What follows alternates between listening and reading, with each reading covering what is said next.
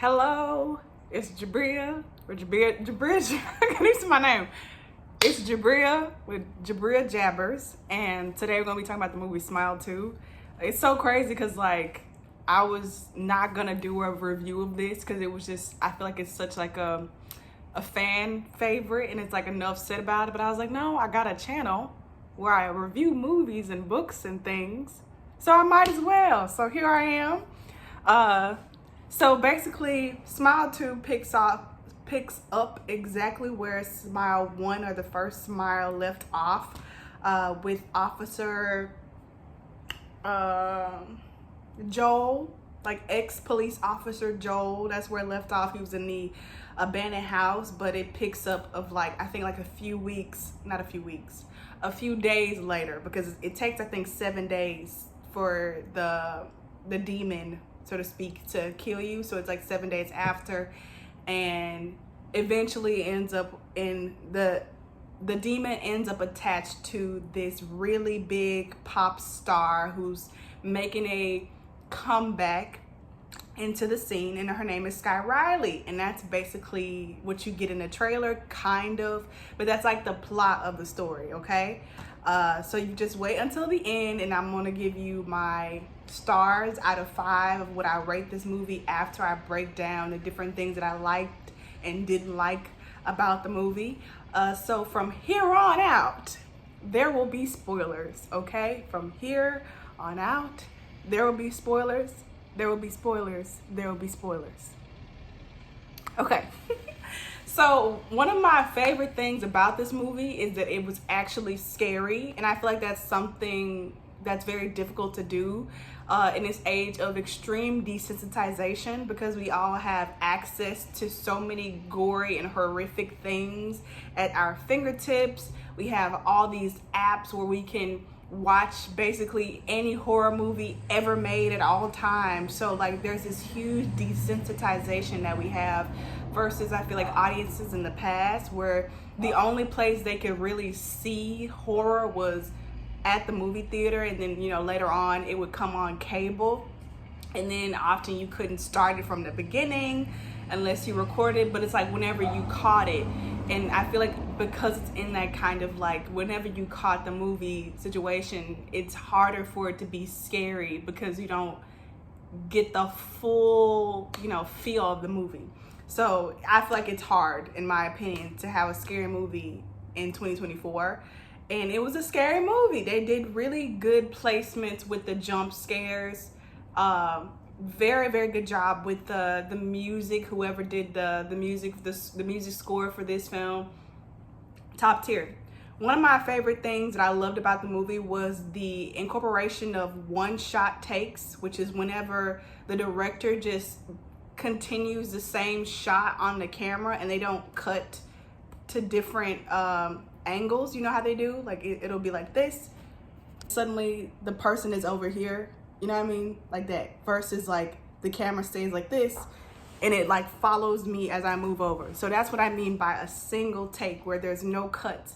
And that's how the movie starts out. It picks up with Joel, the former cop, the former police officer, and he's at this trap house, this place where they sell drugs, and I'm assuming this is because he was a former cop and he wants to pass on this demon to someone that he thinks deserves it. So naturally, as a police officer, he knows where the drug deals are happening. He knows how to handle firearms. He knows how these traps work, and so that's what he does. And this whole scene, I would say for at least the first 5 minutes, is a one-shot take, one shot. So I really liked that. I really liked how it was cold outside. I feel like, I don't know, there's something about ice and snow. It's so white, it's so clear, it's so clean. And then also winter is very much associated with Christmas and family and warmth and love and everybody gathering around the fireplace. And I love that it was juxtaposed in this film with horror, which is why I think all of my favorite murder mystery or serial killer movies are in winter. I just love that idea of this time it's supposed to be all cuddly is directly associated with murder. So I love that. I love that. That was one of my favorite things about the movie. I also like that we got to see like a horror movie play out with not only like a person that gives main character energy, you know, final girl energy, because you know she has the dark hair. Well, for a moment she ends up like having like blonde bleach hair, but you know, she gets final girl energy, main character energy in a horror movie. But I liked it from the perspective of a superstar. I don't think that I've ever seen a horror movie or a scary movie that stars a star, you know, where the main character is a star. Sky Riley really reminded me of Camila Cabello. Am I the only one that think that? Please let me know in the comments. Like, I was like, this looked like Camila Cabello. She sounded like Camila Cabello. Her music is similar to Camila Cabello. Like, the shape of her body was similar to Camila Cabello, and also like the dance moves. I was like, did they call in Camila Cabello and like ask to use her likeness? Because if not, they should have, because that character is very similar to Camila Cabello. Hopefully I'm saying her name right. I'm pretty sure I am. But yeah, or maybe not. Maybe she don't want her likeness to be associated with this movie, since this character Sky Riley does have issues with substance abuse. So maybe not. So I like that. I like that Smile 2 was able to get Drew Barrymore back into the acting scene. I don't know if she's been in anything else since she started her Drew Barrymore talk show, but this is the first time I've seen her since she started the show in a film. So I'm like, kudos to you, because I feel like you got to be somebody special to have Drew Barrymore, who's intentionally taken a step back from acting, to be in this movie, even if it was just for a few minutes. So kudos to that. Something that I really liked about this film as well was the mother-daughter dynamic between not only like a biological, you know, mother-daughter connection, but it's a mother-daughter connection where her mother is also kind of acting like her manager. So it's like that extra layer of toxicity. And I like that they took the meaning of the smile from the first movie to like a new level. Because not only, and this happens in the first movie as well, but like women, you know, women are told to smile, and they turn it into this like creepy, sinister kind of act. And then in this movie, it's doubled down in that sexist kind of way and brought into the family, with her mother telling her, like, as a pop star, you need to smile, you need to give face, you need to be performing. And in the end, she does exactly that in the most horrific way. She finally smiles on stage and looks directly at her audience, and that's the moment when she's kind of already gone and the demon fully takes over. So I really like that that was incorporated into the film. Something else I really liked all of the scenes shot at Lewis's house. Lewis is the drug dealer. I loved all those scenes. I feel like it's really difficult, and this is the same for Sky Riley's apartment or her penthouse, whatever you want to call it. They did a really good job of shooting those scenes in those spaces. I feel like it can get boring, and they did a really good job of making sure to place things in a way. So for example, in the drug dealer's house, there were a lot of images of smiles. It was very subtle, and some of the things were abstract. Some of them, one of them was like a bunny face, and the bottom of the bunny face was a smile. They did the same thing at the start of the movie, where they did the smile with the blood on the street. Like, they incorporated smiles all throughout the movie. I also noticed that Sky Riley had on like the first hoodie that she put on, and hoodies are significant in this movie because it's like a cover up for her, a disguise, like to hide from the world. She uses hoodies a lot, and the first one she put on had these upside down arches on them with these chains, so like an upside down smile, which is a frown, like the first thing she wore. So that goes to show you, like, when she was her true self, she was frowning, and at the end of the movie, when she wasn't her true self, when she was being fully suppressed and fully possessed by this demon, she was finally smiling. And that's how you know it's not her. So I love that. Like I said, in Lewis's apartment, there were all these arcs of smiles just everywhere.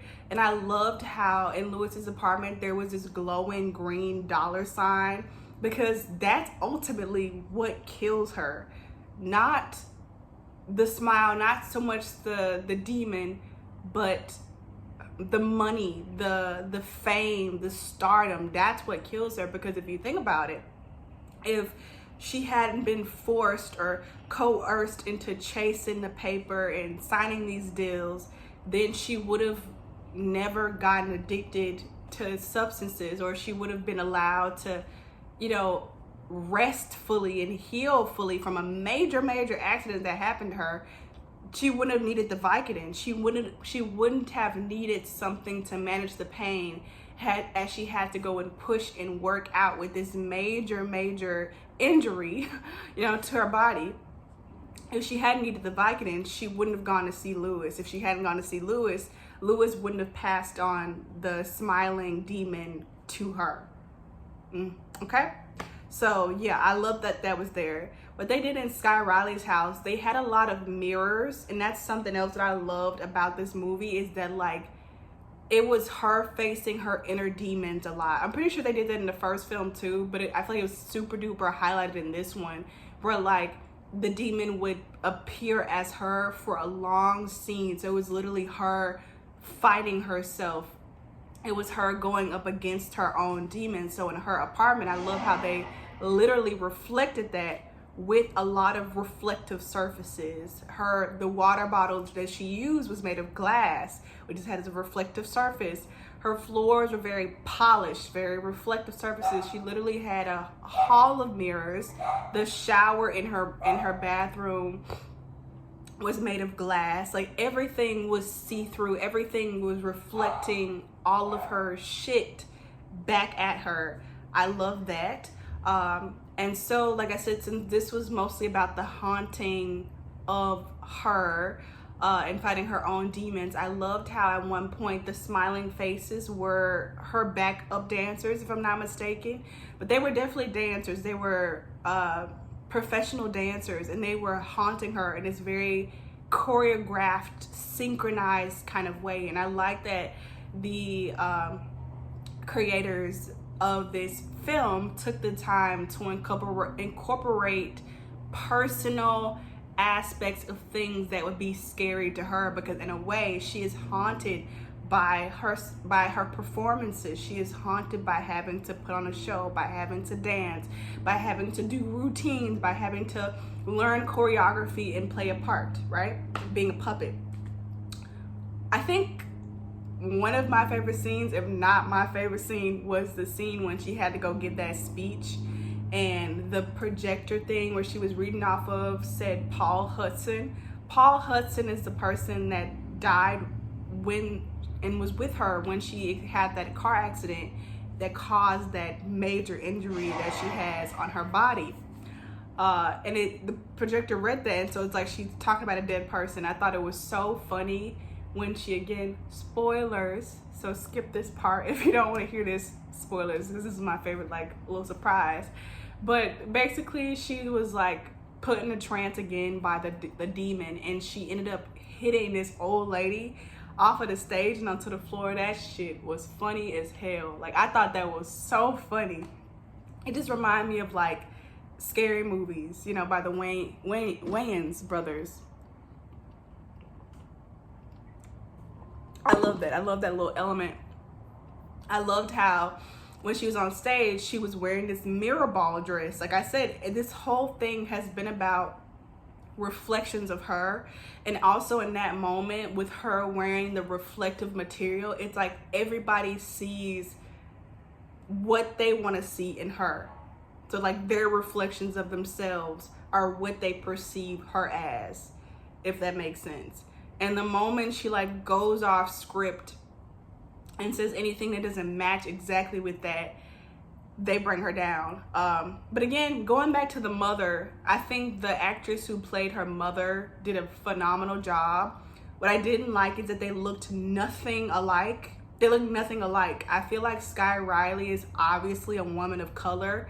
I don't know, I didn't check this out, but she's giving woman of color, and her mother is not. Her mother is giving non-woman of color. So I didn't like that aspect. I do want to shout out that the character Darius is played by Raul Castillo. I think that's how I pronounce his name. And he was an Atypical, and Atypical is typically one of my favorite series of all times. That show like introduced me to so much. It made me feel so seen. And he was in that show, and his name was Nick in that show. And I loved how like he made like an appearance in this show, and he had a role, and not this show, he had a role in this movie as like this big time millionaire person. Like I love that. I love that for me mostly because I was happy to see him.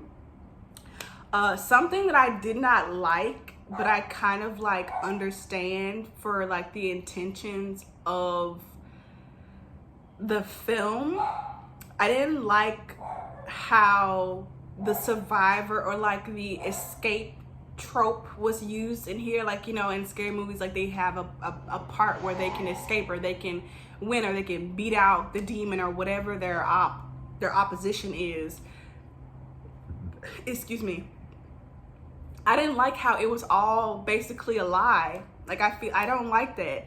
I wanted them to have beat the demon and then like have it at the last moment of the film like show that something did not go right like they planned. Like I wanted them to have succeeded in getting the demon out of her, and then like at the last moment, like she could have seen a smile, and like it leaves you wondering. And in the movie, the next movie, Smile 3, I want them to go more into detail about where this demon comes from and the rules and the weaknesses of it. I wanted that to like branch off into that so that the main character could have a reappearance in the third film, but can't do that because they killed her off. I don't like that.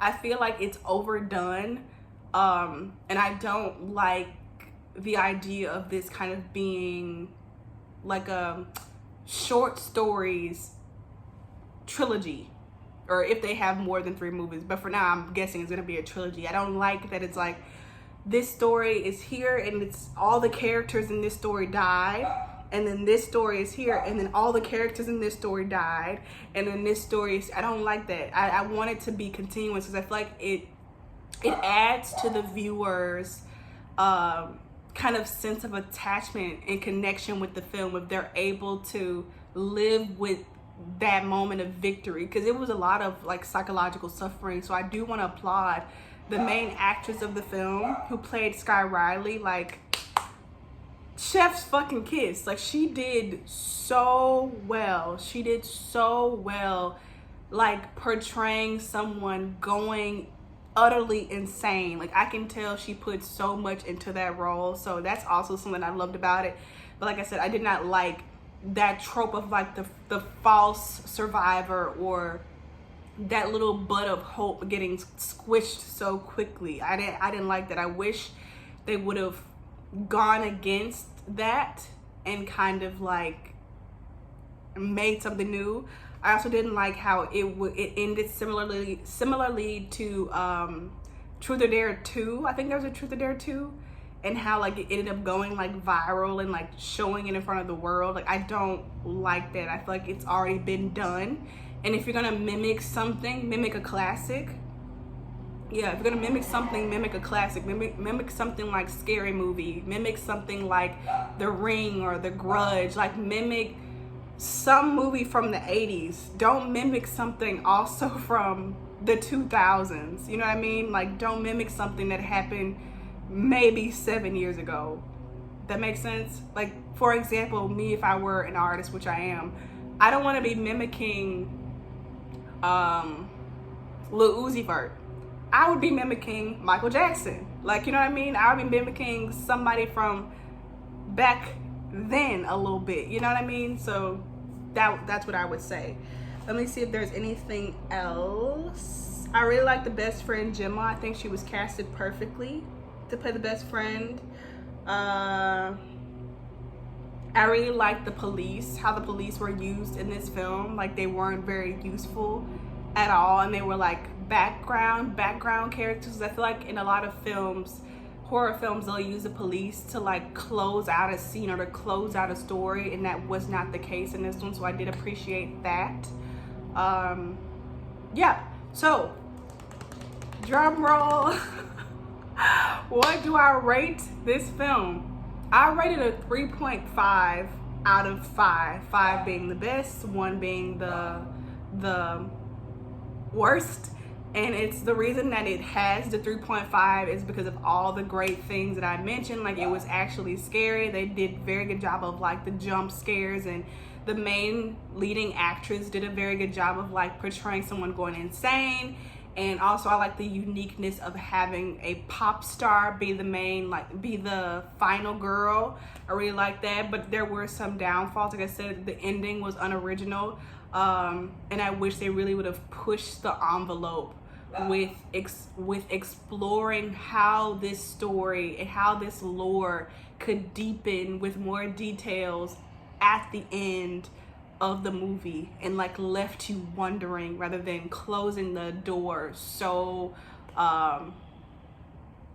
finally. Like, it was such a slam shut. I wanted there to be room to leave the audience questioning and feeling like this is unfinished, rather than having it be like closed and you kind of know what happens, like I said, based on our own personal experience with social media and also like hide and seek. All right, so let me know in the comments if you agree. Make sure you subscribe, and I will see you soon.